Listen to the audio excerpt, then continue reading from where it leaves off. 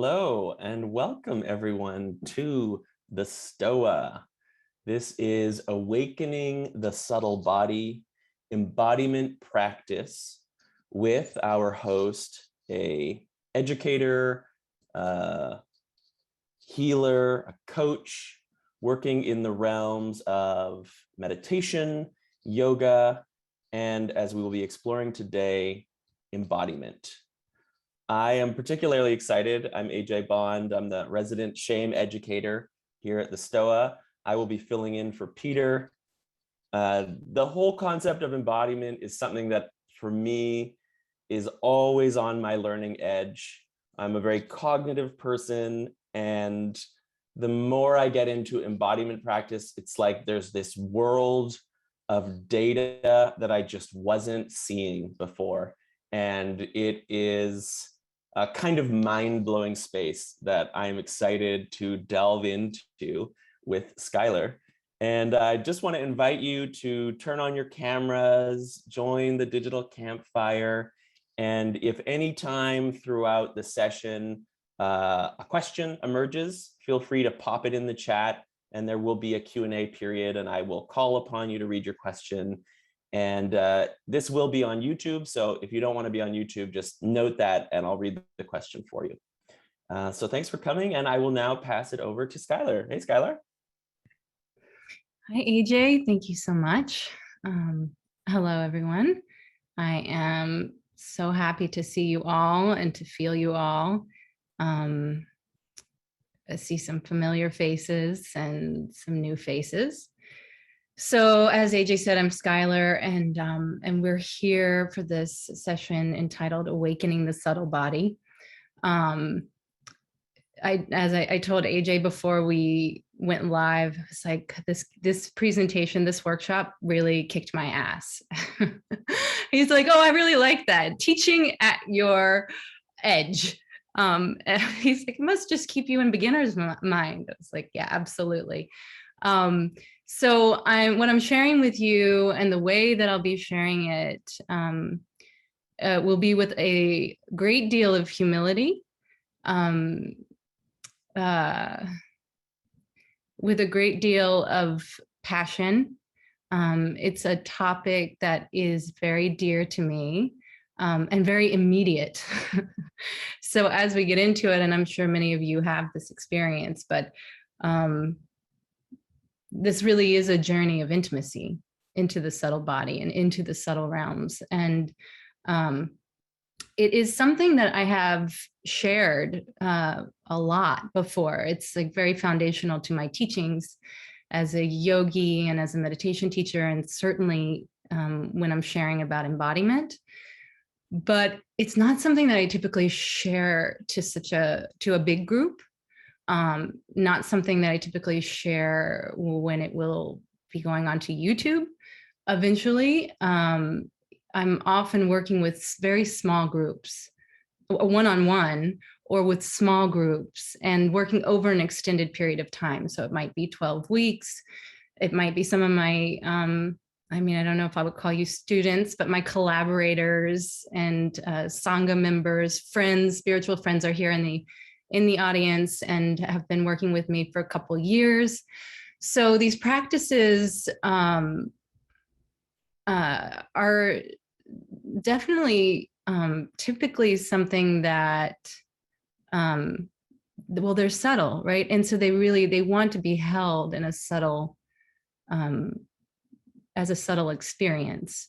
And so I think, as I was thinking about this and preparing for it, I was like, wow, Peter, I think I might only have agreed to do this on the Stoa because this community, I really trust. There's a kind of trust in this community being ready and able to hold these practices. And I have experienced them, many of them, and many of the great teachers and presentations as an audience member. And so I just really adore what is being built here. And I feel very honored to contribute. And so, yes, absolutely invite all kinds of questions. I have a plan for the time that we'll spend together. I even have slides. I have a presentation, which I had so much conflict. I was like, really? Are we going to do keynote for a presentation on the subtle body? I was like, yeah, actually we are, because, well, first of all, some of the imagery is so beautiful. And I just wanted to share some of the maps with you. Like, I want us to be sort of, in the same visual field a little bit. And so, yeah, so I have a plan. And then as always, I'm sort of listening and like literally listening. If you have a question that's absolutely pressing or a comment, please like make that clear to AJ. It's like, I need to jump in right here. It's so funny on the Zoom format. It's really hard to, if we were sitting in circle together somewhere, it would be a different story. And so I invite the circle, even though there's so many rectangles on my screen. But yeah, we can even just pretend we're in a circle. We can imagine we're in a circle. And as we get into this, you're gonna experience, and we're gonna kind of journey more into the imaginal world, because that's sort of the dashboard for the subtle realms and the subtle field. The imagination is such an important tool in our getting there. And so, yeah, we can start by imagining that we're in circle, and I invite that kind of circle protocol into the space. And also the protection and the holding of the circle. Because the other thing that made the preparation of this presentation a little challenging for me was that a lot of the subtle body practices and the subtle realm generally, this is like kind of, there have been times in history where this was taboo, that this was secret, that these were secret practices, that these were hidden practices. I feel, even as I say that, I feel the presence really of history with us when we're doing these practices, because, and I will reference many of my teachers because I'm so grateful for the work that they're doing. And I do feel I feel like a lot of, I feel like part of a movement. Bonnie, who many of you know here at the Stoa, is a very close friend and mentor. And if you were there for Bonnie's presentation recently or have seen her model of human development, we're sort of going down, we're on the down trajectory. We're kind of like moving down through the body back in time, to no time, but to that primordial, deep cosmic embodied knowing. And so, yeah, so as long as there have been human beings and bodies, there has been this wisdom, and it has developed over time, and we all hold it. And we hold it literally in our physical and subtle and energetic bodies, which I'll get into a little bit more detail about what I mean by that. But we literally hold it in our bodies. And then we also hold it because of our relationship to our ancestors and our own indigeneity, which is something that Bonnie has been talking about. Another teacher of mine, John Churchill, has been inviting a lot of exploration into, each of us really connecting to our own indigeneity, which was in a way the time when we were most connected to Gaia, or most interconnected, I would say.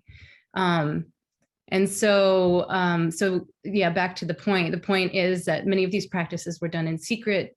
These practices lead to, and I'm just not going to mince words. This is a word I'm trying to reclaim in my own life and vocabulary: magic.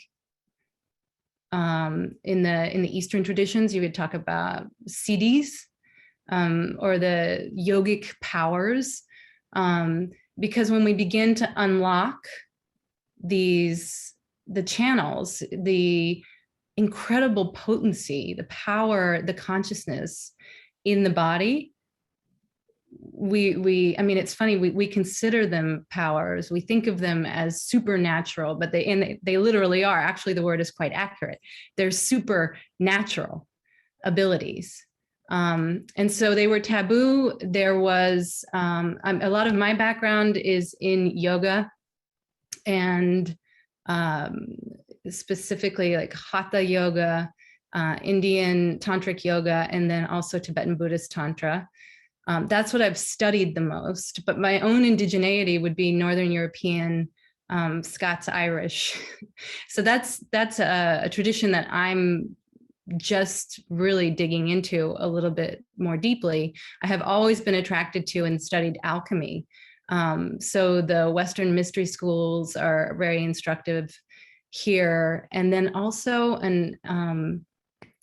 yeah, I mean, it has to be mentioned, it's like the persecution that happened, you know, the holders of a lot of this wisdom in the European world and the Western world were often women. And, you know, there were the witch trials. There was, you know, one of my favorite definitions of a witch is simply a woman in touch with her sensuality. So that's what we're talking about, is a kind of subtle sensuality. And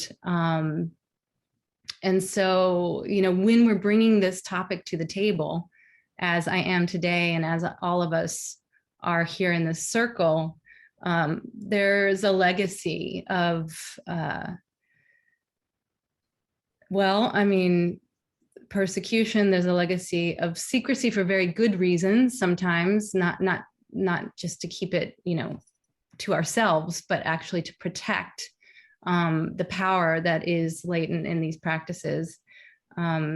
I told Peter that I was very happy to have AJ hosting this session, because shame is something that could be a part of the story, actually, around actually getting deeply enough into our bodies that we can touch the subtleties there, you know, that the trauma, personal, and then also collective, as I'm referring to, is what keeps us from being in these states of connection with the subtle body and the subtle realms.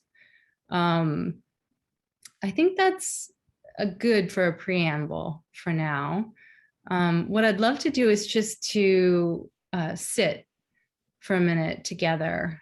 This will be a brief sit, and later we'll probably do a bit of a longer sit as we go inside and really look at the subtle anatomy.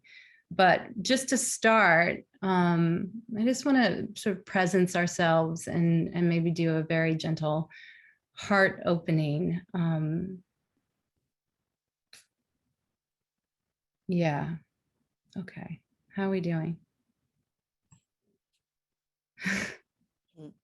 Okay. Yeah, it looks like Amy, you wanted to say something? People are putting things in chat, lots of people, and they're very distracting, and they're not adding anything. And well, this is part of the pain of the world. It's a very stoic. There's a very active chat at the Stoa, so I think probably regulars have learned to either really enjoy it or ignore it. But yeah. Okay. Thanks. I'm so glad you're here, Amy. All right. So yeah, so let's just sit for a minute. Oh, okay. So make yourself comfortable.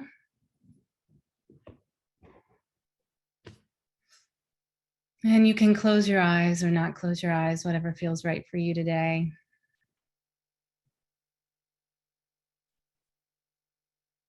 And we'll start with a few deep breaths.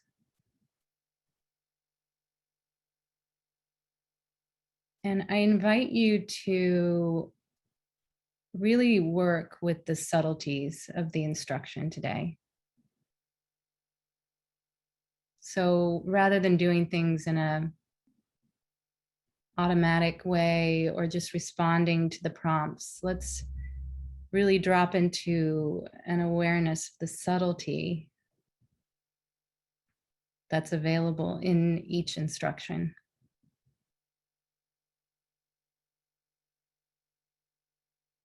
Yeah, so just noticing the very subtle aspects of your own breath.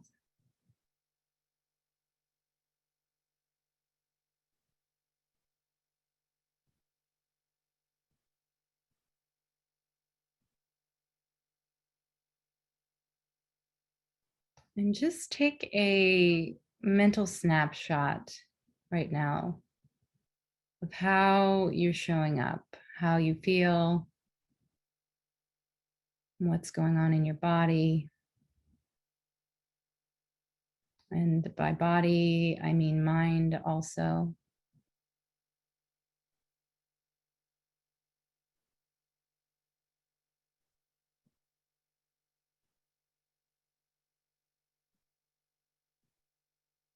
And as you bring your awareness to your experience of the body, and just see if anything is there that could be relaxed, it could be released.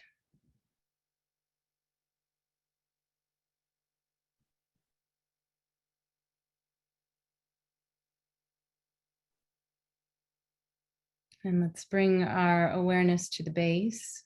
So establishing the ground and a relationship to the ground.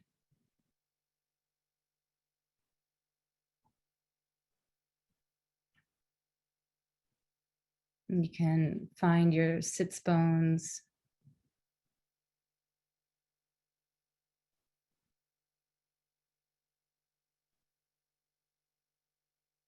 And not just imagining your sits bones, but actually bringing your awareness to your sits bones as if they had eyes, as if the sits bones had senses, as if they could feel the ground, which they can.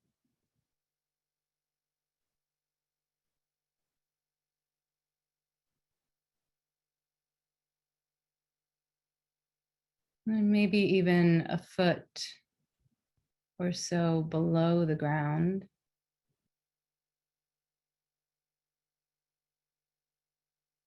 And just feeling that earth energy, the vast, deep patience of this planet.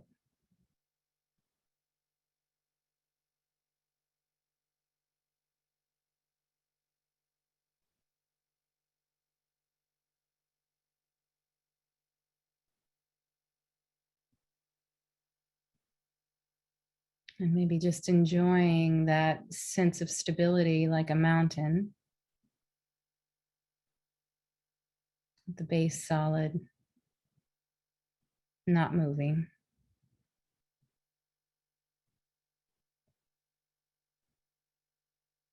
And we'll bring our awareness to the heart.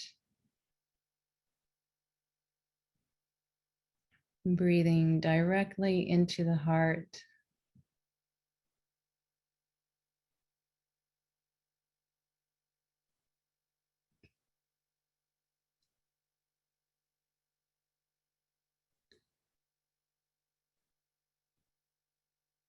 And dropping the mind into the heart.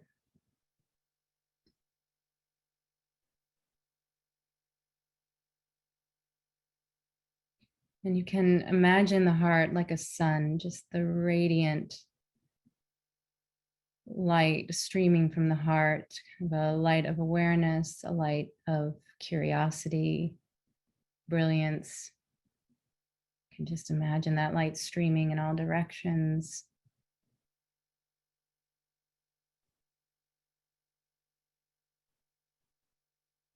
And you can imagine us as we are sitting in this circle. Just imagine everyone's hearts bright, all of us grounded.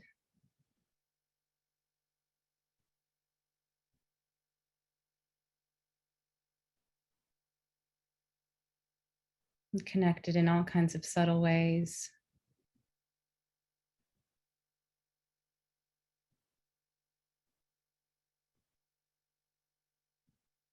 And up through the crown, connected to source, to the cosmos, to the stars.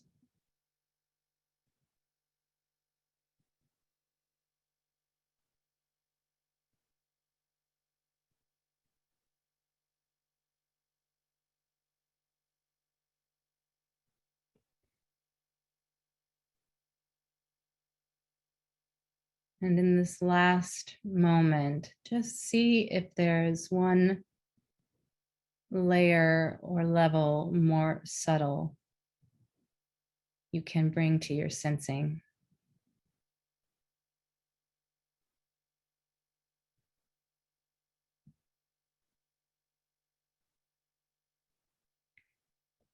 And listening with the heart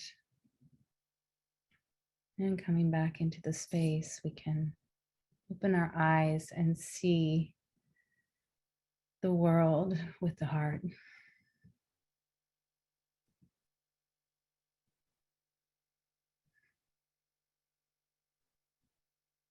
Okay, thank you. As we sit in the residue or after effects of that meditation, I just invite you, if there's anything you need to feel more comfortable. Yeah, I see somebody moving. That's beautiful. And yeah, whatever it is, like at any point, obviously, but if there's something that needs to be more cozy in the space, if you need to light a candle, if you want to, like whatever it is, like as we get into the subtle sensing, it's nice to feel really good in your space. All right, so I'm going to share my presentation.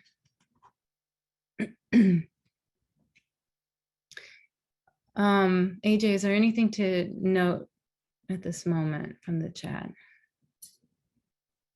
It was just some appreciation about the term that you used, Scots Irish indigeneity, and some playfulness around that.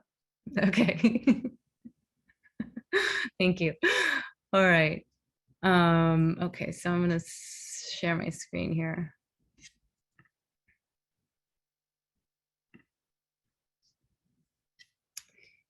Okay. So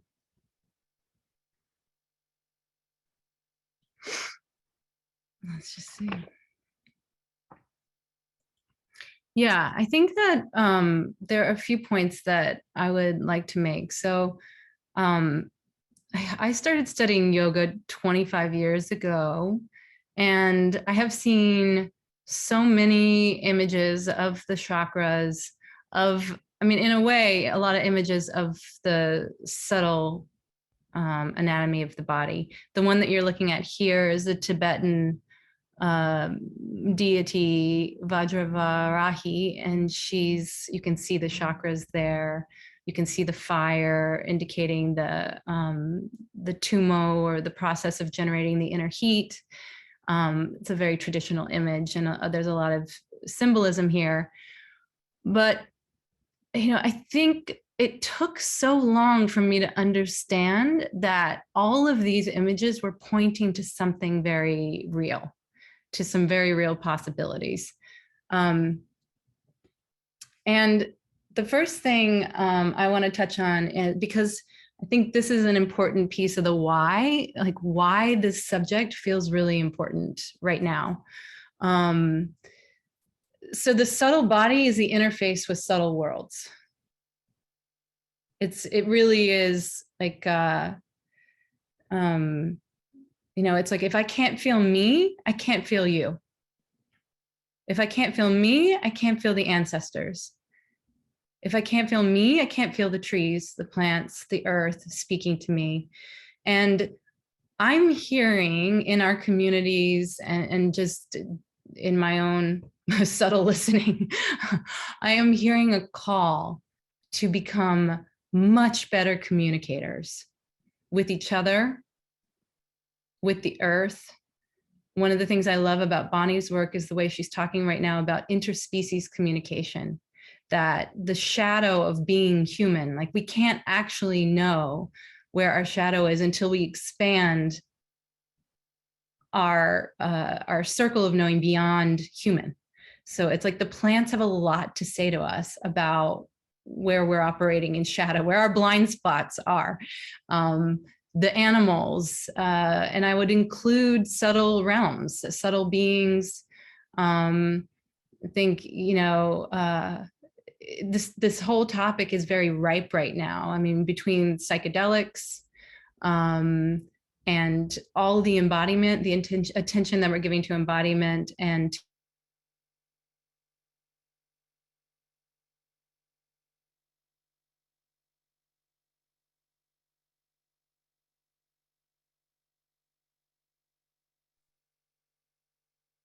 Schuyler, you froze for a moment there. oh, I did. Did you miss some of the content? Yeah, I think you were saying the attention that we were giving to, and then you froze.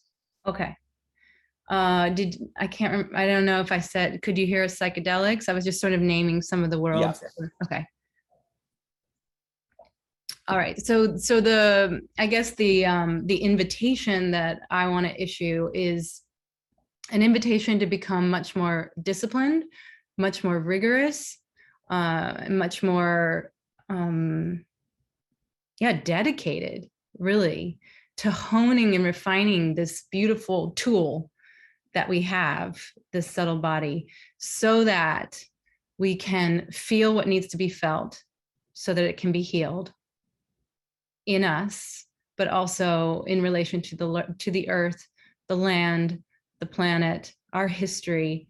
I mean, these are very subtle fields that we're working with when we're working in the healing modalities anyway. And so, so there are ways to refine our experience, our tool, and to strengthen our subtle body so that we have more capacity, so that we have more vitality, and so that the signal gets clearer and clearer and clearer. And yeah, let's see. I mean, I guess I'll also say, like, this topic is a really hard one to distill, so I'm going to do my best, but we can also, in a minute, I'll open it up for Q&A so we can navigate together. This quote is from John Churchill: "The danger of modernity is the enchantment with disenchantment."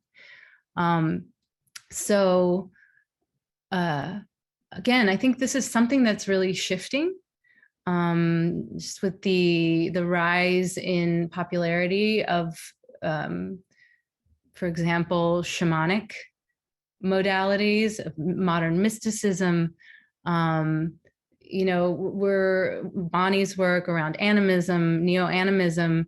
It's like the modernist mind has really done a number on us, like really created a situation where we've lost a lot of wonder, and a lot of, like I said at the beginning, the magic of what it is to be human, of what it is to be alive here on the planet, of what life is, really. It makes me want to cry a little bit. I feel very about it. I feel very hopeful too. I feel so much optimism because I think we're all really yearning for this. The pleasure of play, the wonder of childhood, like the way we all know how to interact with our environment and with the world. There is really, enchantment is not a nice to have. Like that kind of a love and an intimacy with nature and with the unseen and the things we can only really feel. Like this is really essential. And so, yeah, I just liked that quote from John, and just wanted to bring through a few subtle worlds. So another thing that John has said that really resonates with me is, as we awaken to the subtle world,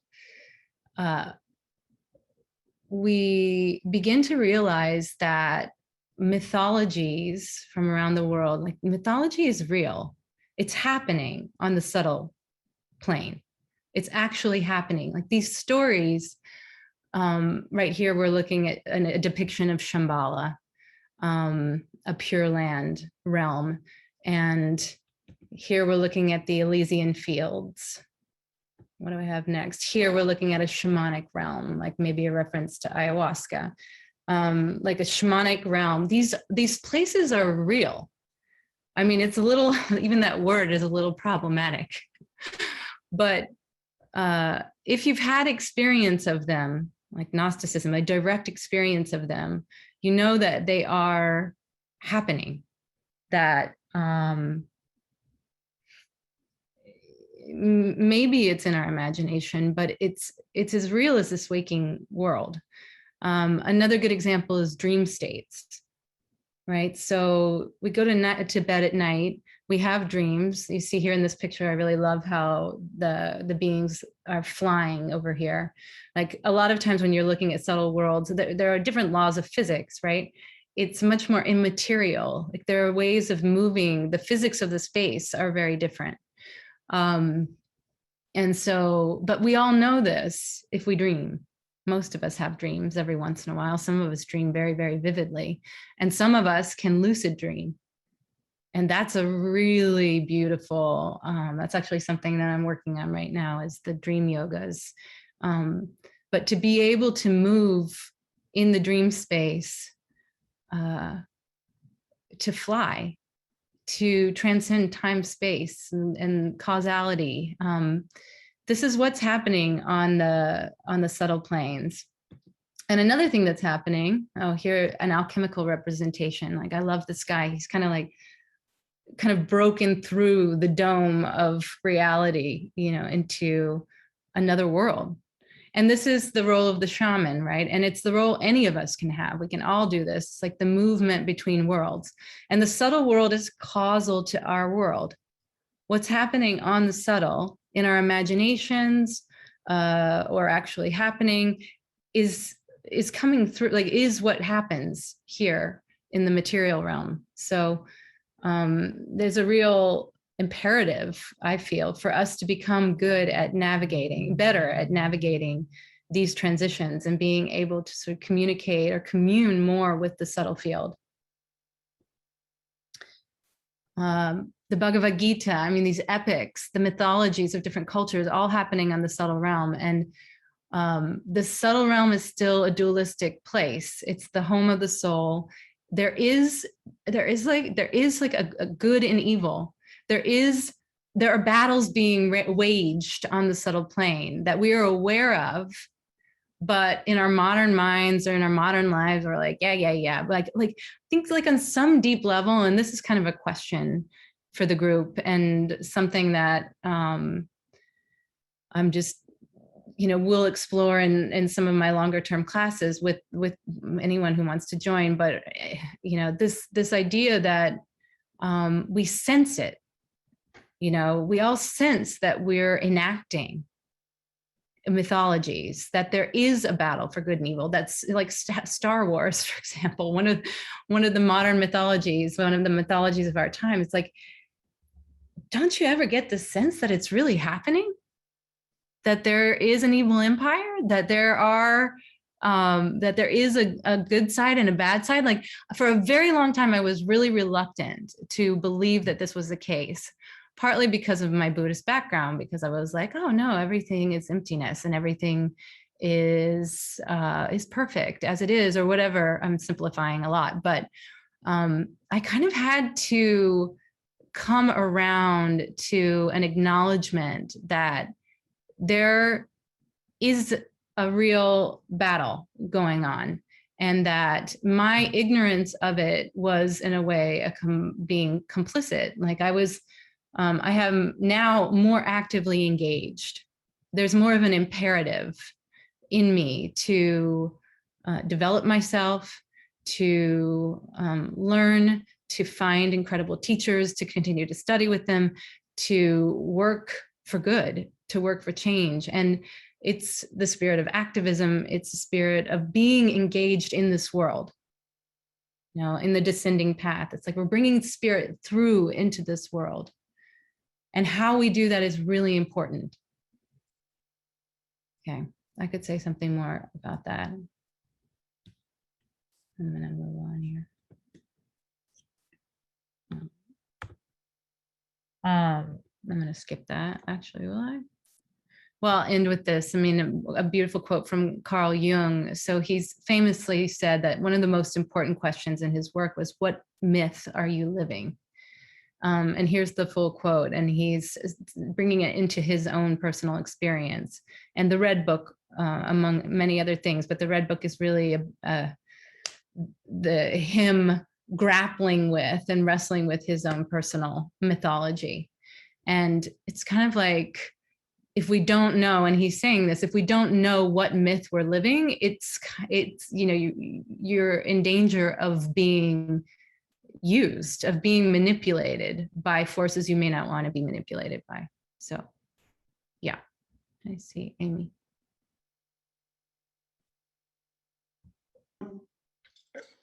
Schuyler, don't you think that the masses of people on the streets for you know who and around the world think that they are propelled by a myth, that their own myths? Yeah, Yeah. absolutely, I do. And I think, and the thing I didn't say just then, Amy, because I didn't want to evoke it, but I think it's present, is that just personally, it's like the dark forces are more willing and ready and able to work with these subtle realms. You bet. Okay. You bet. Yeah. Yeah. And So, they are. And it's, you know, Steve Bannon is clearly the Dark Lord, and he has his. I mean, it's they got it, and it is all myth. It is barely subtle. yeah. And it's so when you say that you feel that these forces, I think these forces are very present in our everyday life now. I mean, Yeah, amazing. Absolutely. Yeah. Yeah. I mean, what I feel right now for myself, what I feel called to right now, and it's funny because many people here read Peter's journaling, right? Peter Lindbergh. Just recently, Peter did a post and he was like really getting amped up, like team light, like we got to get on it. And I wrote him a little message privately. And I was like, Peter, I'm getting the same message. It's like, it is time. It's like I got to go back to my favorite. It's like Arjuna on the battlefield. It's like, I mean, I hate to tell you, but there is a battle happening, Arjuna. Arjuna's like, no, I can't engage in this battle. I really don't want to do this. There's going to be bloodshed. It's going to be messy. I have family on both sides of this battlefield. Like he's looking at the faces of these beloved family members on both sides of the battlefield. And Krishna's like, it's already happening. This is your duty. Like you have to engage with this. So yeah, absolutely. I feel that way. I feel that call for sure. Okay. So I think I've pretty well established, at least for now, and maybe I'll take a pause here. It's the next thing I want to get into is what we can do, like how we can begin to work with the body, to tap into, to commune, and to navigate the subtle.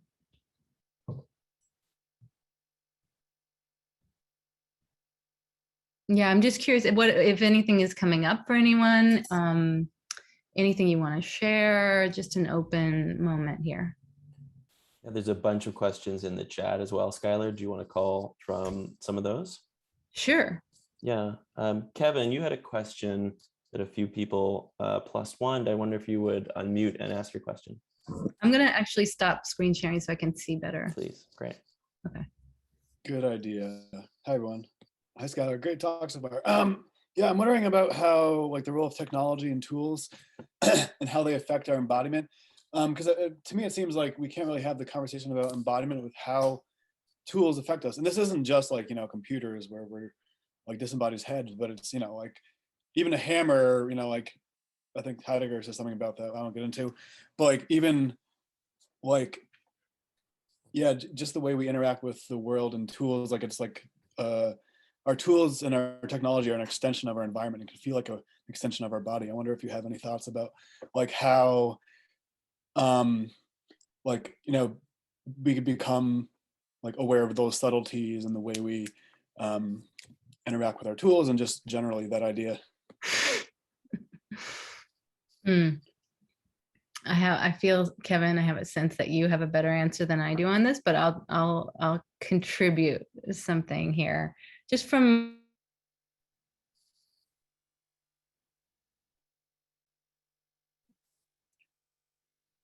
She frozen for everybody? Yeah, but she'll be back. Speaking of tools. Okay. Okay, am I back now? Yeah, you froze right at the See? beginning. It's perfect. This is exactly the point. Yeah. I wasn't frozen on the subtle level, I tell you that. No, I'm gonna keep it brief because I feel like it could be its own topic. I'm also a mom, and so often the question of technology is like I'm looking at it in terms of my own, like I'm making decisions about my daughter using technology, how she uses it, what I can see what it's doing to her development. I can tell you it's mostly not good. I have, as most kids are, super imaginative kid who gets addicted. If I give her the iPad for any length of time, she gets addicted, she gets grumpy, she gets disembodied. I have like, it's just, if any parents, it's like, oh my God, this is like such an issue of these times. And I do, I'm not anti-technology. I think like we got to find the way. And I know there are efforts out there. I'm just not super familiar with them. I mean, for me personally, I live in a cabin on a farm and I spend a lot of time outdoors, a lot of time with my feet on the earth. And I'm happy I have the technology tools, but I don't find that. I find mostly they take me out of my body. I have to be super aware of what I'm doing when I'm using them. I'm so grateful they connect us. I do one thing I'll say, a lot of people ask me, because I do a lot of coaching and teaching meditation and teaching these very subtle modalities over Zoom. I can feel through the computer. I mean, I know y'all know what I'm talking about. Like we can feel each other. When I'm working with a client and we're doing empathic or somatic work, there's almost no problem. Like I can feel, and that's subtle. That's a subtle relating that's happening there. So I don't know, Kevin, did you want to add something or? I thought it was curious what you said about your daughter being very imaginative. And yeah, if it does seem like the computers can be like imagination machines, right? And whose imagination are they putting into the computer? Right, totally, exactly. I mean, that's actually one of the points that I had here, and I thank you for prompting it. The reclaiming of our imagination. As we get into the anatomy of the subtle body, the imagination is the dashboard to the quantum field, to the ability. It's like I can imagine the channels until I'm not imagining them anymore. But what we're feeding our imaginations right now is a lot of crap, like a lot of crap. Garbage in, garbage out. Definitely. Thanks for your response. Yeah, thanks, Kevin. Also, I'll call upon Colty. I saw you had several comments and it looked like a couple questions, so I'll let you choose one that feels most alive to you. Yes, thank you. And Schuyler, thank you so much.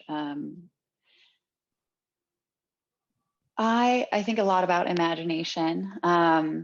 And my question is, in fact, I think related to cultural imagination, because I am consistently curious about how we honor shamanic and spiritual indigeneity through our own ancestry and our own practices, while also contending with and reconciling historical religious oppression and political secularism and colonialism. So I'm curious how you reconcile these complexities, in part because I'm not always sure what is an appropriate level of cultural gatekeeping for safety and survival of historically oppressed cultures, and what is like almost a universal access point to these more subtle aspects. And I don't think that's an easily contended with question. And I don't think there's one correct answer. So I was curious about, particularly since you mentioned your own indigeneity being distinct from some of the spiritual practices that have helped you access it, what your relationship has been like and how you might support other people in those complexities and contradictions. Wow, that was so articulate and beautifully. Thank you. The question itself was so beautiful. I don't want to give it an answer. Right? I mean, that's the question. Yeah. You said it. It's so beautiful. Yeah. Thank you. Oh, Lord.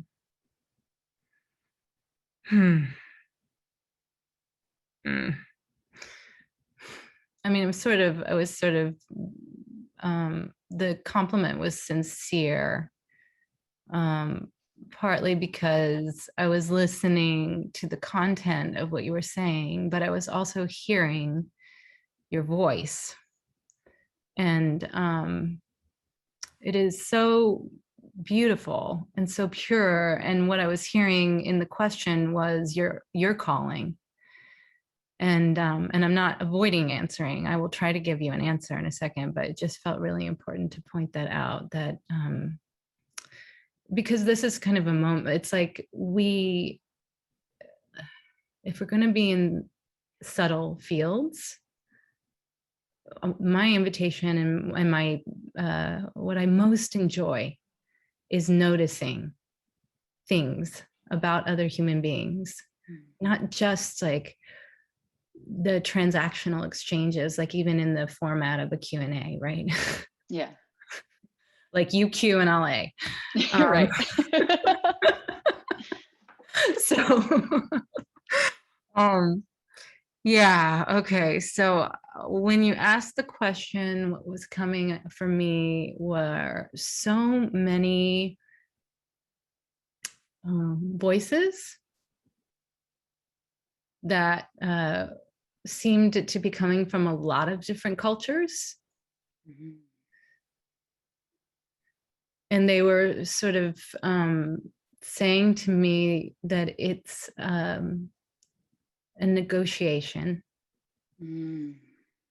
And it was so beautiful. It just was so beautiful to experience the richness, the color and the texture of so many traditions we have here on the planet, you know, and that they're all holding different and complement. It's a complete picture, right? And each of them is holding different keys, like, or different, it's like a prism or something, like there's like a different facet, right, of the gem.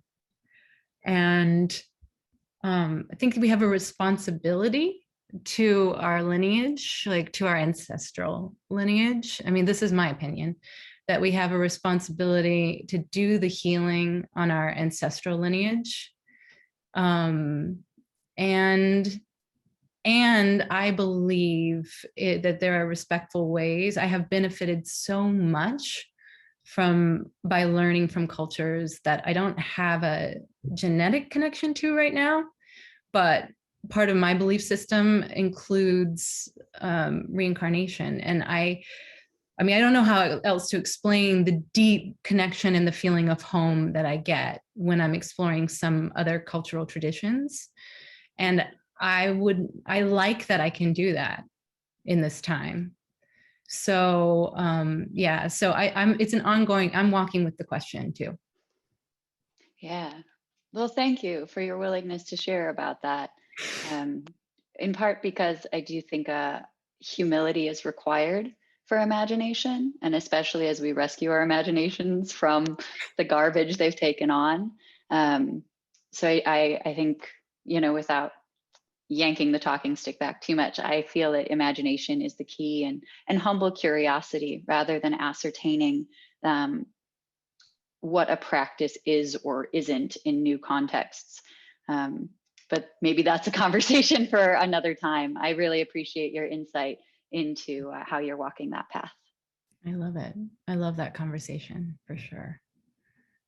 Okay, maybe one more. Thank you. One more, and then we'll move into the second part of the session. I was really intrigued by your question, Andre. Wonder if you want to unmute and ask it about charlatanism.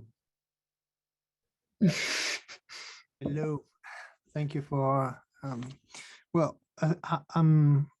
what you explained is really something that I truly felt. Like I understand, I'm more aware of the realm of the magic in my life, and enjoy if you just train the eyes through any of those practices. But now I'm imagining the slippery slope that this can be when I'm going to be presented a book, another practice, and I'm going to be offered that this thing is going to also tap into magic. And I'm thinking that, okay, maybe I have the distinction for myself because I felt, but how can we help other people to make the decision between new agey stuff and the real thing? Yeah, let me just make sure I was understanding you. So your experience, Andre, like in your experience, how have you made that distinction? Well, because a big part of me, I build my ego on trying to understand things. So I've been, following science and epistemology until I started to practice meditation in a secular manner. And after maybe 2 years of doing it and getting some benefits, I decided to just breathe in a different way, intuitively, and that released some energies. From that, it's just like, all right. But it took me 2 years of thinking hard or not thinking or whatever, letting the body do its thing. But I don't want to see, maybe I got lucky, right? But so many people are there, maybe doing the practices, but not from the right attitude or the right angle or the right intention, and they're gonna end up in a cult or and with money issues and all this drama. So I think the distinction between the vocabulary that's a snake oil person is gonna use can sound from the untrained eye as very similar, but I know that you are right. So I wanted to have more tools to my shed. Oh, yeah. I think it's so, what a funny time we live in. I think your question is like really, really, I mean, it's probably always been important.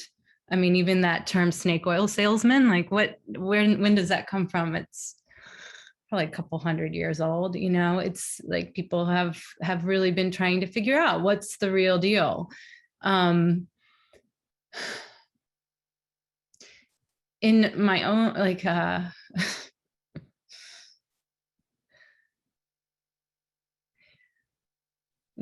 I'm just thinking about how to answer the question. So one thing I'll say is that my body is one of the main ways I navigate exactly that. If I'm listening to somebody teaching or offering something, all of the teachers that I hold very dear, there's a very clear resonance in this body that they're speaking a kind of truth that I want more of, that feels alive. It feels like in service of life. It's more enlivening. I just use the body to like really discern for myself. Now that is a bit tricky because sometimes we think this happens all the time. It's like, oh, I was following my intuition. And it's like, oh, but actually that was the voice of an old trauma. That was the wounding that, that was ego. That was like, yeah, exactly. So practice. Very good teachers, very, very good friends who will call you out. Like, I think this is where like the next Buddha will be the Sangha. Like, we have to be mirrors for each other. Like, this is why this community, God bless it, it's like we work at it, right? Like, we hold each other to standards. We hold each other accountable. We feel safe to call something out. We feel safe to express ourselves. Like, a lot of people, very smart people, are doing some writing right now, like Jamie Wheels talking about ethical cults.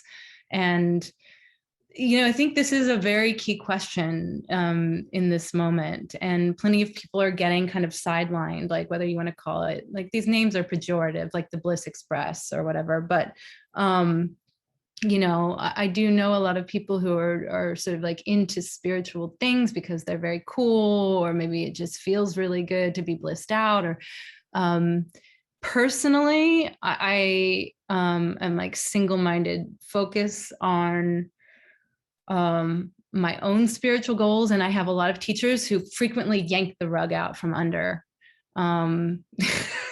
Like, Bonnie is one, John Churchill is another, but there are plenty. I just said to someone the other day, it was like, as I said it, I was like, wow, this is such a good description of a good teacher. It's like, somebody asked me about working with John, and I said, every time I go into a private session with him, I think I'm doing great. And I'm like really excited to share all of my insights and all of my progress. And by the end, I'm like, like 1 hour. And I'm like, oh my God. It's just that it's like this beautiful, skillful, just like chop, any ego, chop. Any ego, chop. So yeah, so I'm just grateful for those people in my life and for community. Thank you. All right, so we're 1 hour in, we have 1 more hour. I'm offering a tiny break. You can stay with me and do a little piece of movement from the Tibetan yoga tradition. Or you can go take a bathroom break or whatever you need. This will just be like 2-3 minutes. So like quick bio break or movement break. Or what if you want to do both? That just occurred to me. Okay, bio break, and then I'll meet you back here for a little movement in the second part.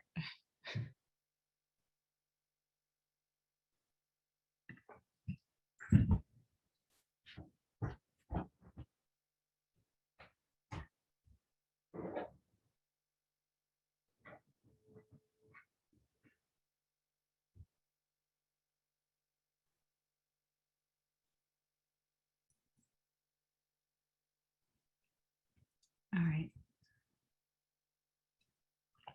You think I should give people 1 more minute in case they want to do the movement? Yeah, 1 more minute, and they can always join as we're moving. That's true. It's a nice way to kind of collect people, actually. Okay. All right, great. Let's collect each other. Okay, so yeah, if you can stand up, this is a great, just stand up for a second and plant your feet on the ground, soft knees,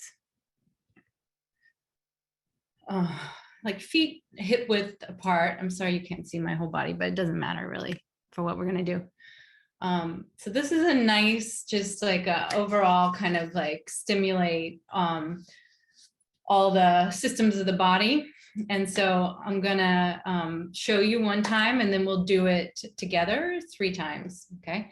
So it's supposed to be done on 1 inhale and a breath retention. So you inhale and hold the breath through all of the movements, but that can be a little bit challenging if you haven't done it before. So feel free to breathe, but I'm gonna retain the breath. And so I'll go.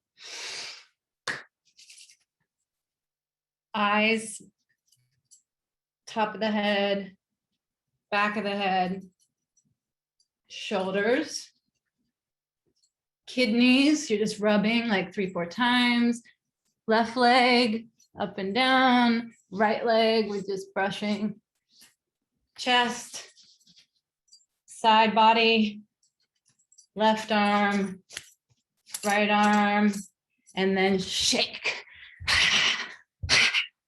And there's a nice exhale on the shake.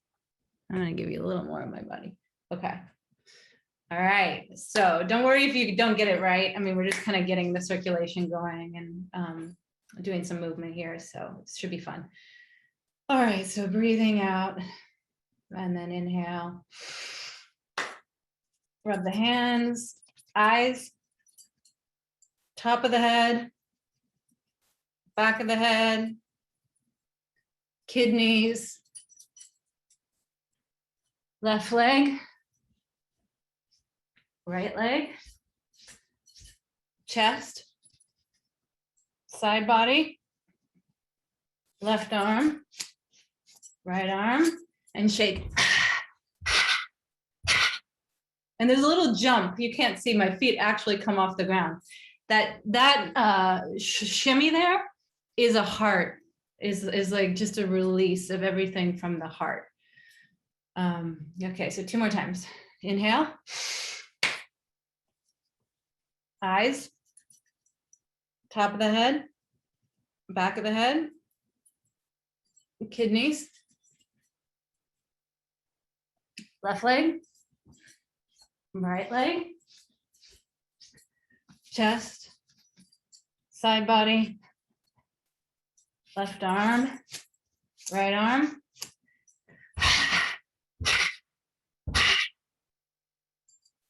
All right, and this last time, see, I'm getting like a little bit, my heart's racing, it's good. This last time, just imagine that you are clearing, okay? So any energetic clearing that needs to happen, any tension, any energetic residue, okay? So that's the invitation there, is just to really feel the subtlety of what's happening with the movements. All right, so exhale, big inhale and retain. Eyes, top of the head, back of the head, shoulders, kidneys, left leg, right leg, chest, side body, left arm, throw it off, right arm.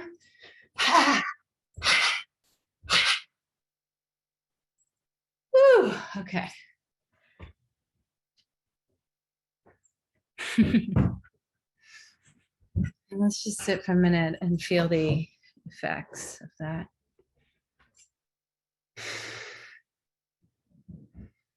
So maybe close your eyes. I'm just going to invite us into an inner exploration of some of the subtle body anatomy before we look at the maps.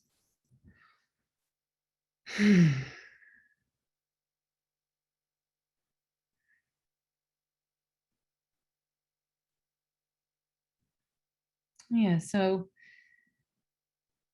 let's start by locating the central channel.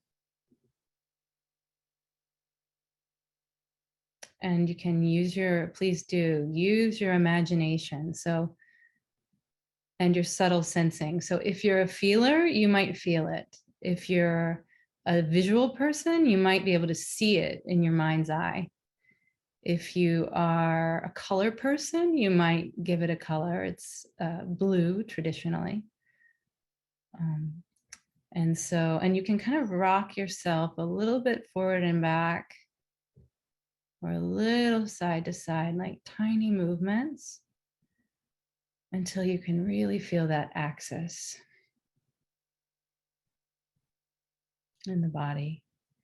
And this is not like, whatever we're doing here, this is not super serious. Like, we're really sincerely trying to feel these things. You can't do it right or wrong.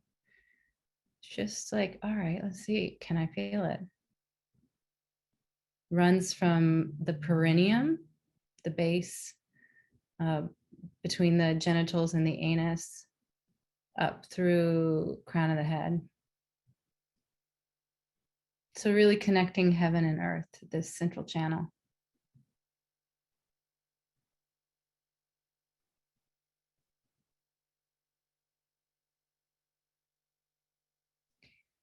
And there's a quality of humility in the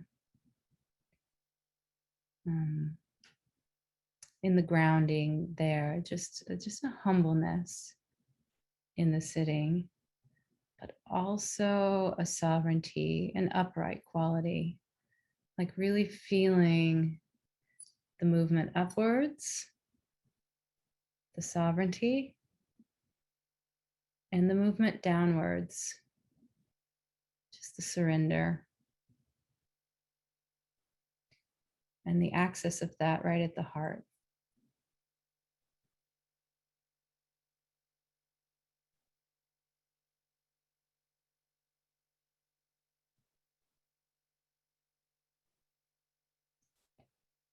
And now want to feel the left and the right sides of the body. And this is where you're going to get to be your own pilot into your subtle world, because in the Tibetan tradition, the right channel is the solar channel, and it is red. So maybe let's try to feel that. See if you can feel that. So running from the right nostril up into the head and then down through the center of the body and connecting to the central channel below the navel, there's a red solar circuit.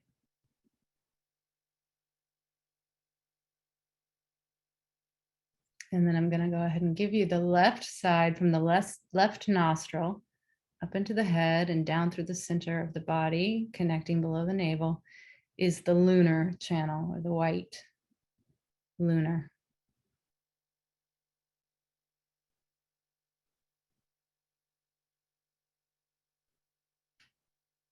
So let's just sit with that for a second.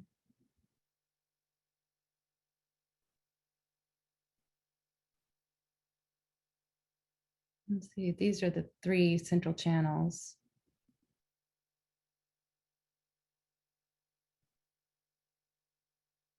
And then below the navel, we're going to just place our attention there.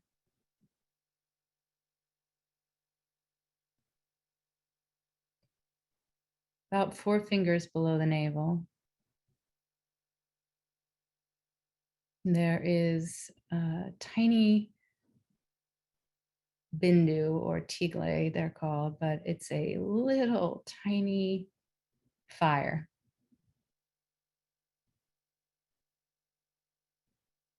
Like fire in the belly, fire in the gut.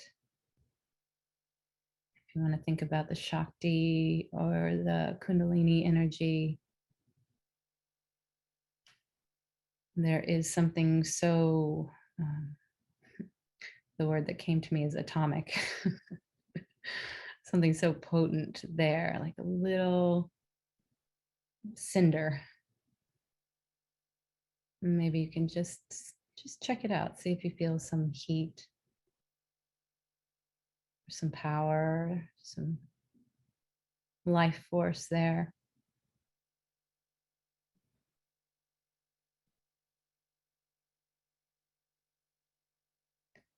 Making sure you're grounded, just sitting, relaxed. And then complementary to that, up in the center of the head, there's a tiny white tigle, which is the source of bliss.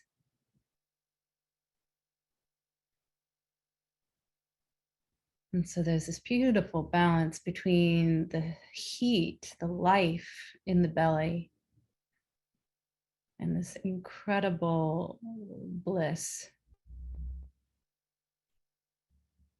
It's like the heat in the belly can rise to melt. You can almost feel the flames moving up and melting that white tigre that's sometimes referred to or described as like a pat of butter, like this tiny, or a pearl, just this tiny, blissful amrita, this nectar that is contained there in the subtle body.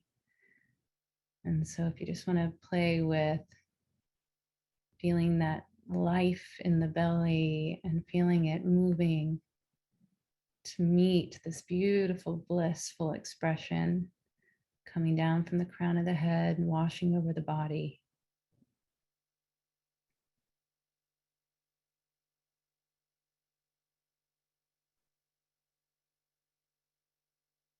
If you know the chakras, you can play with them. You can see if you can put them,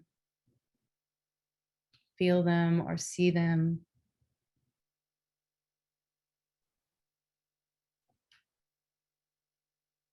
These energy centers moving up the central channel.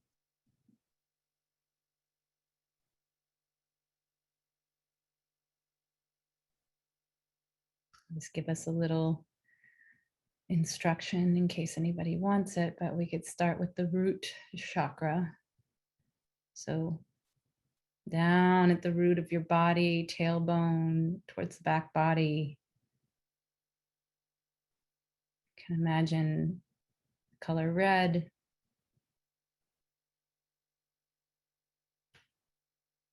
Connected to security, safety, nourishment. Developmentally very young, like an infant. And when it's healthy, we feel we have all our needs taken care of. We feel rooted, we feel open to the earth. And then moving to the sacral, so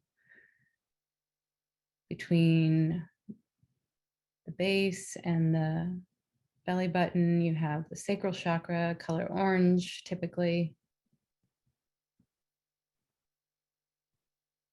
And the seat of creativity, money, sexuality, that life force energy, that heat we were feeling. There's a lot going on there at the sacral chakra.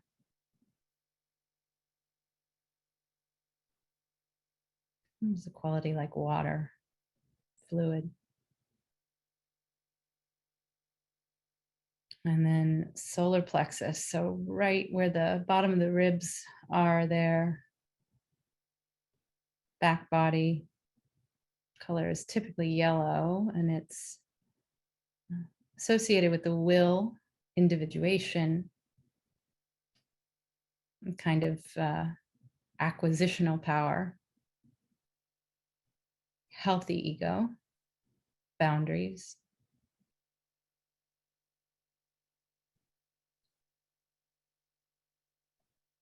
And then there's a big jump energetically. There's a big jump or a leap into the heart. So the heart, center of the chest. Color green, associated with wind or air. It's really the collective organ, subtle, the heart of subtle sensing. Center of the body. The heart of direct, valid cognition. So the kind of knowing that is beyond thinking. And then the throat, kind of a blue. In the Tibetan system, it's red. So all of these colors are just see if they resonate with you or not. There are other systems with other colors. But see if there's something around the throat, or if you could just tap into that self-expression, strong voice, the being able to speak and feel heard, speak your truth.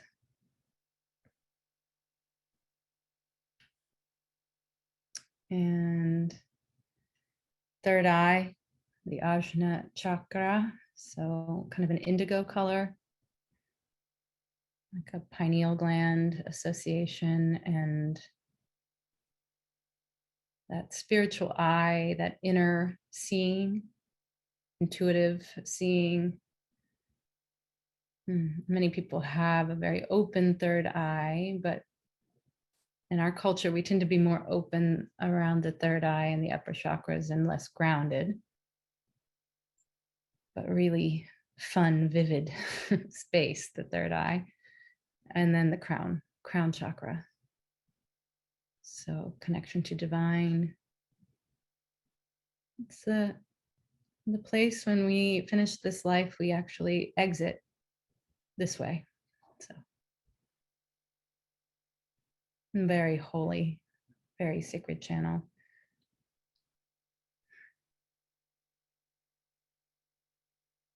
And then finally, just imagine this incredibly beautiful, subtle, complex system or system of systems. And then 72,000 nadis or channels.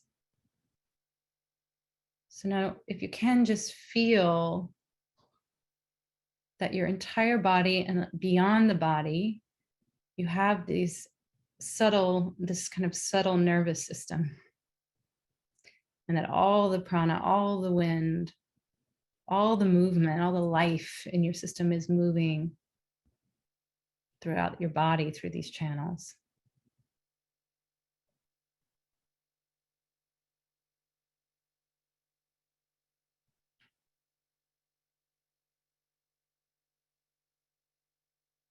Maybe let's just have a moment of appreciation. Like give yourself some love, even if it's hard, or maybe especially if it's difficult for you to sense the subtle body. Some appreciation for your efforts.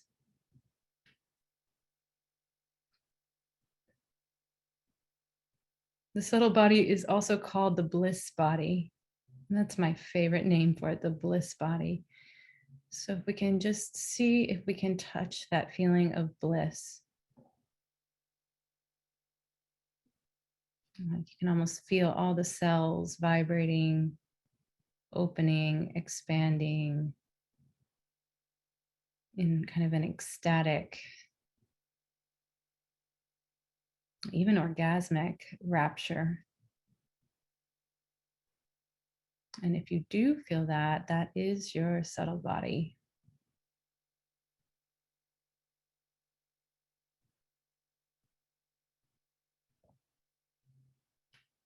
And by feeling it and bringing our attention to it, we can literally charge it up.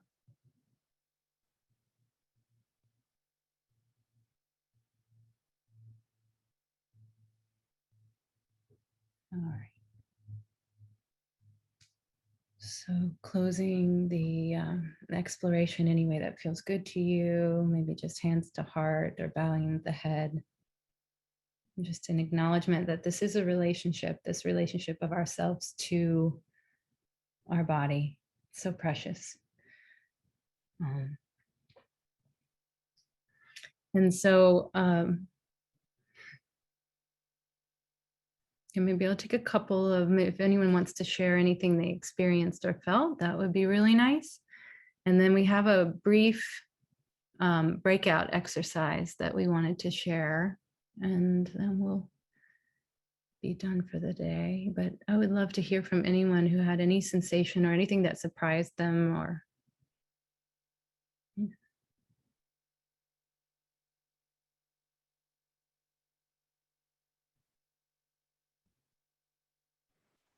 I was really impacted when you described the upward motion as sovereignty and the downward motion as surrender. And to see it in my body as like a polarity was just something felt so correct and whole. Yeah, I play with that one a lot. Yeah. And you know, the symbol of the heart is the Star of David. It's the, the interlocking triangles, which actually show that it's that meeting of the downward and the upward energies right there. Yeah, earth, sky. I saw Elizabeth raise her hand. Yeah, thank you. That was beautiful. And when you said 72,000 channels, I was so focused on the center, and then you said 72,000 and it went, and I didn't even know that there was so much more. So thank you. That's so beautiful. Yeah, that number is so funny because there is, I think it must be actually accurate. It's very specific.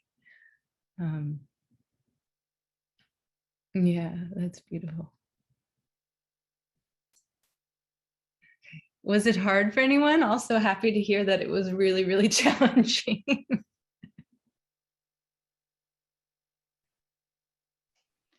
Yes, in my experience of this, which is a practice that is more sporadic than consistent, I have found it a lot easier to draw down than draw up. And so I appreciated that you highlighted that's somewhat of a cultural factor, that we can be very up here, particularly in Zoomlandia. So to actually draw that down into being grounded is a practice that has helped me a lot over time, especially release the pressure to sort of start from a grounded place and rise up. So thank you for sharing that relationship. Yeah. Yeah, it's the lower three chakras in the West. That's where most of our dysfunction is. It's attachment stuff primarily. Yeah, and so a lot of us who didn't get the kind of reception when we arrived here, yeah, it makes me like, I get a little, it's like we weren't fully received.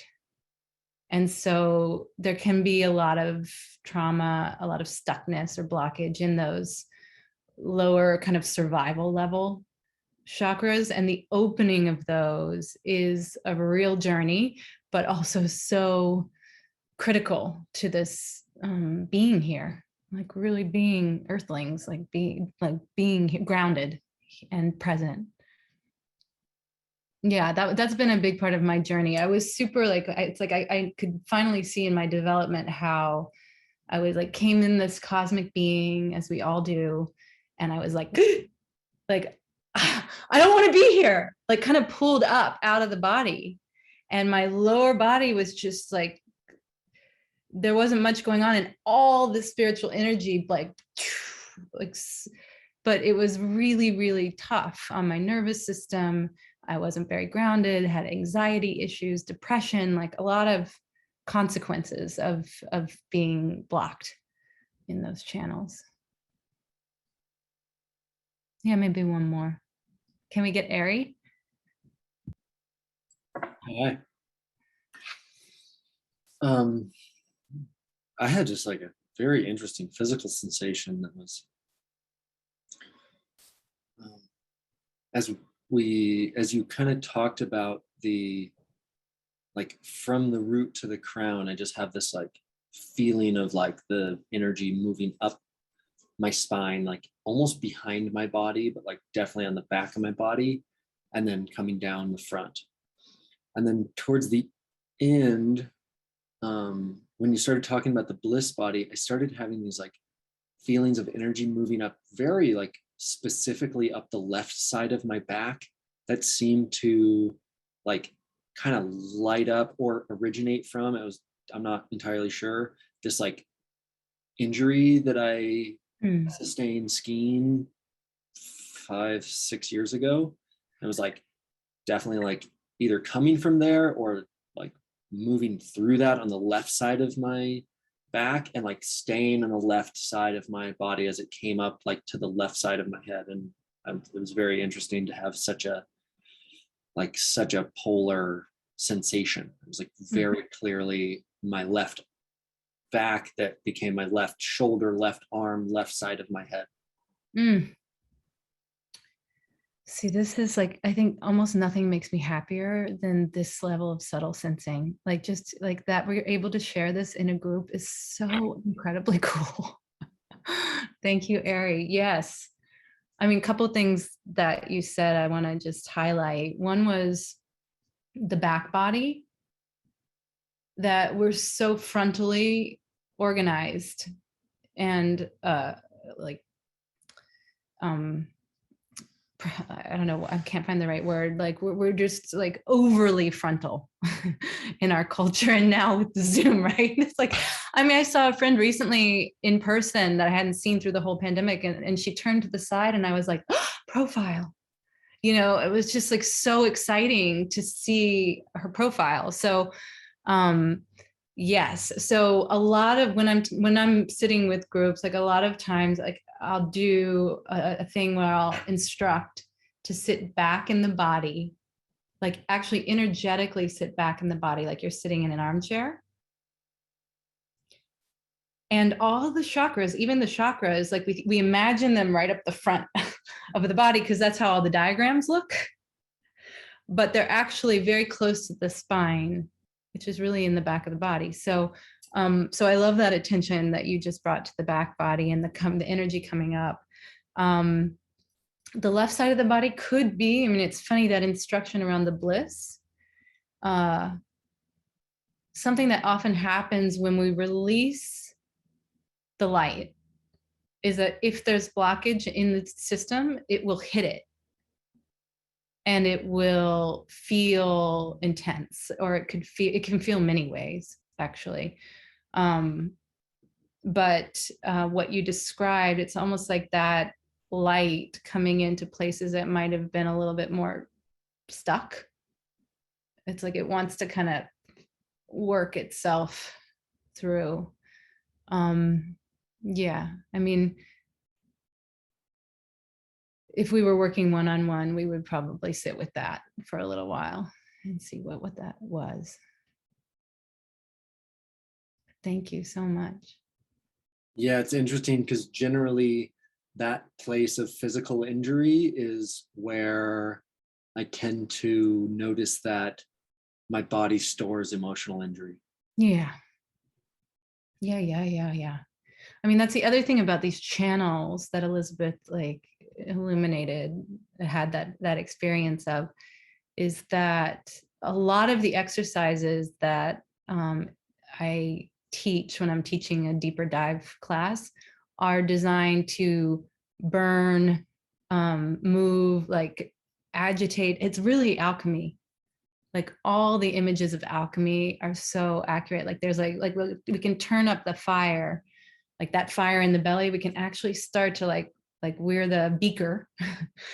And if there's dross, if there's heaviness, if there's stuckness, if there's stuff in the channels that needs to move, we can do it with the breath. We can do it with manipulating the body in the breath. We can do it with heat. Like, this is what I'm saying, like at the beginning of the program, when I was saying there is a wealth, there's a treasure trove of practices that people have sorted out.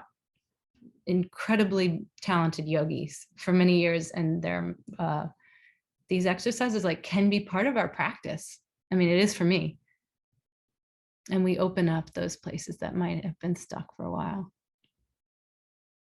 Yeah, because disease, you know, the root of so much like illness is the stuckness in the energy body.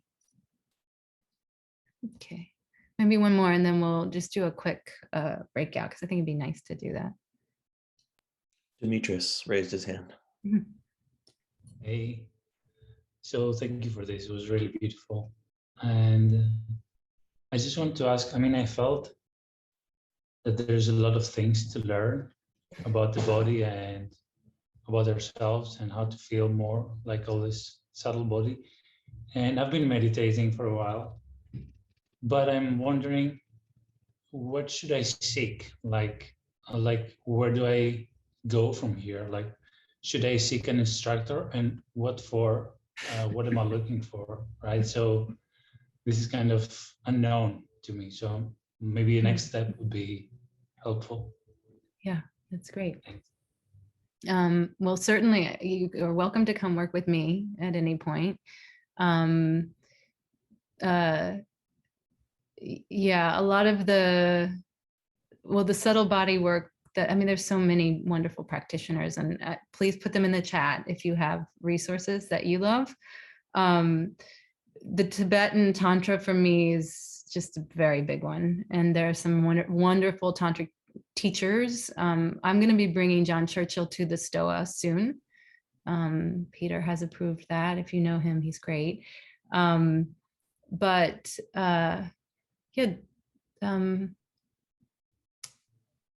These are kind of like the inner yogas.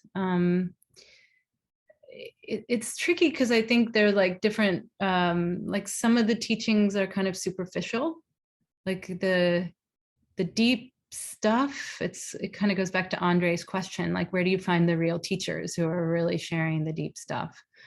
I don't know, help me out, folks. It's funny. I'm like, my path has been so like, I've been like rooting around in the dark basically a lot, like in my body actually.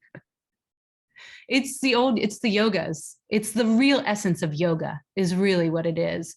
Any of the yoga traditions, and the Hatha Tantra is beautifully clear, incredible maps, Kundalini, beautiful maps of the subtle body. Got it. But yeah, I mean, I guess I'll just say this now. I was going to say it at the end, but I am offering 2 courses this winter. One of them's more introductory and one of them's a little bit more intermediate, and they're 12 weeks and small group. So we're going to explore these things in much more detail. Oh, love Sally Kempton. Yes. All right. So Ari has one thing to say. I think just what kind of comes up for me as it's like we're sitting here and we're talking about embodiment, and then we ask questions about what to do for various things, whether they're intellectual questions about technology, what we do with our practice, all of these things. And I think that it seems to me, and I would love to hear your thoughts on this, Schuyler, there seems to be basically this type of answer for every question, which is an embodied answer. It is a subtle awareness of what it feels like in your body to do any given thing, or to think any given thought, or to imagine any given thing. And so I feel like in this, I guess, as everyone has asked their question, I was like, okay, the first answer in this context seems to be, what does it feel like to think that? What does it feel like to ruminate on that? What does it feel like to do any given thing? And so it's not that is the all pervading answer, but it seems to be a like that is the next question. Yeah. Question, okay, how does it feel to think that? How does it feel to do that? How does it feel? Like, where do you feel it in your body, and what does it feel like? I think that's beautiful. And what you're making me think is that, like Ari and I had a conversation recently where he used the phrase public intellectual to describe some folks that we know. And I said, wow, I think I'm a public feeler. And it was like such an awesome moment for me, because it really describes like the way I walk through the world. And anyone who's very close to me, like my close associates, whether they're like collaborators in kind of a work context or friends, family, lover, like it's all the time feeling. It's like 24/7 feeling. We are feeling everything. We are processing a lot and we are feeling a lot, because the culture has to change. Like this is a cultural revolution that we're talking about. When we're actually really bringing embodiment online, we will discuss things differently. We will relate differently. Like everything is different. And so, yeah, so we're kind of like in a funny context to be having this conversation and doing this work, but I invite and love the weirdness and the awkwardness of just sharing what you're feeling in great detail. Like, that's really the most important thing for me. Yeah. So let's do a quick, we're just going to have a quick breakout, and AJ's going to help me with this. And if you don't feel like participating, that's perfectly fine. You don't have to. So we will keep it quick, but I think it's nice. Like, not everybody has had a chance to share, and it might be nice to do a quick share. So we've organized triads, and the prompt is just very simply, like, when you get in your group, the invitation is to do a minute, maybe 1 minute of just attuning to each other. So, and a minute is not a long time. You know, someone can actually say, I'll time us. Okay. And just sit and feel whatever's coming up. Like, maybe it's awkward. Maybe it's hard to be seen. Maybe it's hard to see. Whatever it is, it's all okay. And then after a minute, each take a turn to share, and we'll put this in the chat. My relationship to my subtle body is blank, like fill in the blank. My relationship to my subtle body is, and second part, I feel most connected to subtle worlds when? Like, when do you feel most in touch with the ancestors, the animals, the plants, just the subtlety of reality itself, whatever it is for you. So we'll give it, let's just give it 12 minutes, AJ, and then we'll come back and see if anyone has anything to share and say some final words. So I'll send you off in a moment, and there'll be a little box. You can decide to go in. If you want to stay back, you can stay back. And if you get into a room and you're alone, don't worry, I'll move you to another room in case your partners didn't join. And the questions are in the chat, and they will follow you to the breakout room. So at the very end, there'll be 30 seconds. So it's going to be a little, you'll see.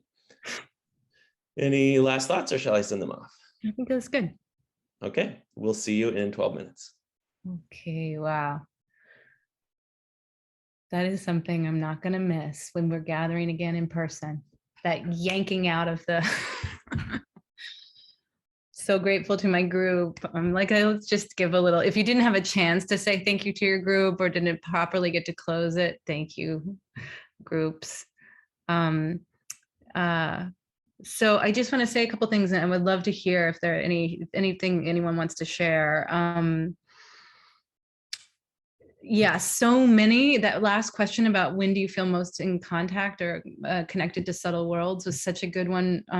If I do say so myself, because it got us to some of the practices, like dancing, like singing, like humming, like sex, like, you know, it was just so fun to share where, I mean, just like, where are we as human beings really feeling connected to subtle worlds? And so to our friend who asked the question about where do I go next, I felt like there were some really cool answers that were probably came through in that. Yeah. So any quick comments before we close?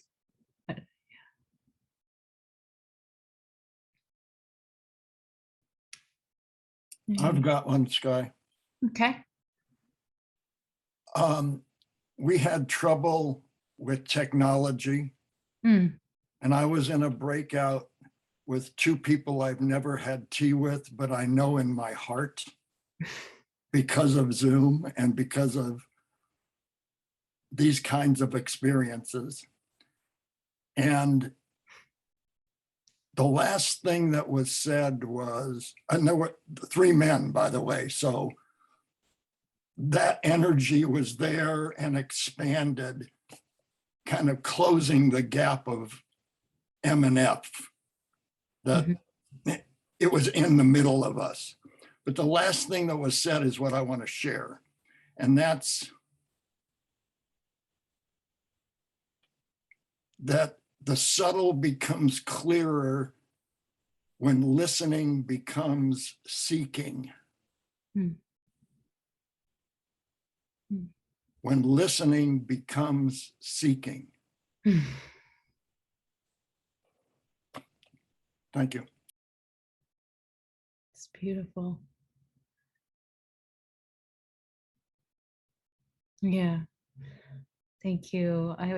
We had a group of all women, so it was kind of funny. It's funny how the gods use our technology to organize us in funny ways. Yeah, the listening becomes seeking. And there's a phrase that I really love and have been playing with in my meditations that is loving curiosity. And just bringing, it's almost like when the listening becomes that loving curiosity also. Like the curiosity is such a potent tool. It softens everything. I just want to know what it is. It's so cool. Yeah. Thank you for that. And maybe one more share from the groups if there is one. And if not, I'll close it.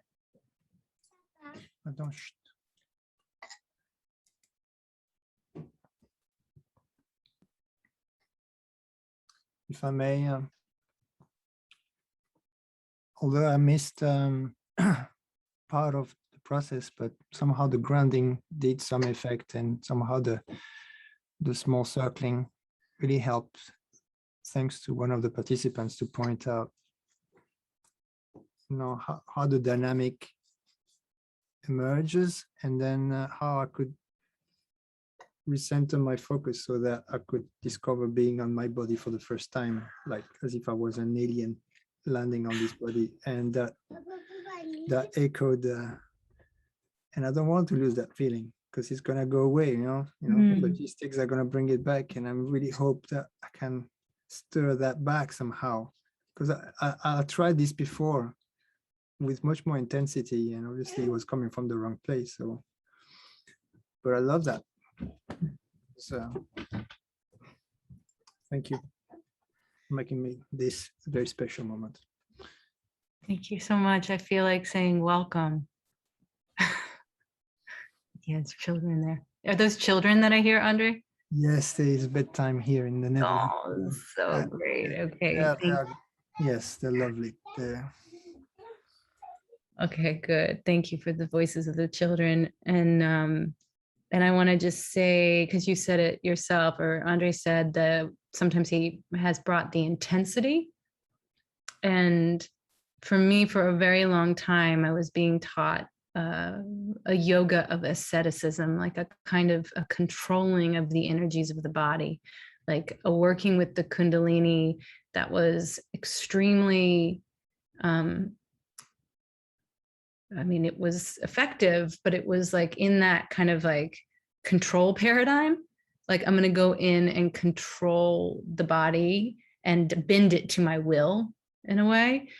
And over the years, for me, the shifting of that relationship to one of love, of curiosity, of listening, of seeking, even like romancing, like a seduction and a romancing and like a compassion, all of these the warmth.